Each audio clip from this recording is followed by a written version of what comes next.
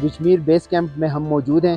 یہ KPCTA کا اور provincial government KP provincial government کا ایک بہت اچھا انیشیٹو تھا. اس وجہ سے ہمیں اس ٹیم کا حصہ بنے اور ہمیں یہ اپرچونیٹی ملی. یہ once in a lifetime opportunity تھی اور ہم نے اس کو بہت انجوائے کیا اور اس پہ ہم پروونشل گورنمنٹ کا شکریہ ادا کرتے ہیں. اور اس قسم کی ایکٹیویٹیز فیوچر میں بھی پلان کرنی چاہیے تاکہ اس سے لوکل ٹورزم اور ایڈونچر ٹورزم کو پروموشن ملے. ہماری جو ماؤنٹینئرنگ کی ہسٹری ہے یہ بہت پرانی ہے. 1950 میں ترچمیر جو ہمارا ہندو کش کا سب سے بڑا ہمارے علاقے کا پہاڑ ہے. 1950 میں پہلی مرتبہ سمٹ ہوا تھا تو 2025 کو ہم نے پہلی مرتبہ ترچمیر کا سال قرار دیا. اس کی ڈائمنڈ جوبلی تھی. ڈائمنڈ جوبلی بھی ہم منائی ہیں تو اس پہ پروونشل گورنمنٹ کی طرف سے ہدایت تھی کہ اس کو اور بھی ایڈورٹائز کیا جائے تاکہ لوگ سمٹ کرنے آ جائے اور ٹریکنگ کا شوق لوگوں میں پیدا ہوا.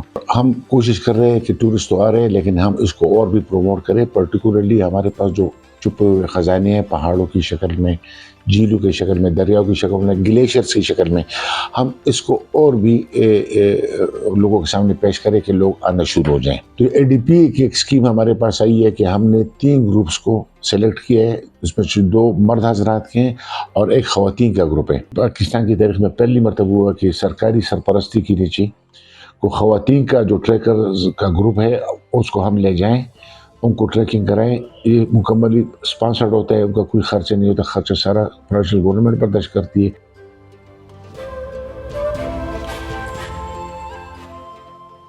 یہ ترچمیر کے 75 سال پورے ہونے کے خوشی میں جو ٹریک سمٹ ہوا تھا اس کی خوشی میں یہ ٹریکس آرگنائز کر رہے ہیں ہمارے خیبر پختونخوا کے چیف منسٹر صاحب اور Khyber Pakhtunkhwa culture and tourism authority کے ڈائریکٹر جنرل حبیب عارف صاحب. لوگوں میں کافی انٹرسٹ اور کافی خوشی ان میں دکھائی دے رہی ہے. تھکے بھی ہوئے ہیں لیکن خوش بہت زیادہ ہیں کیونکہ ان کو ہر سہولت یہاں میسر ہے. ڈاکٹر کی سہولت میسر ہے.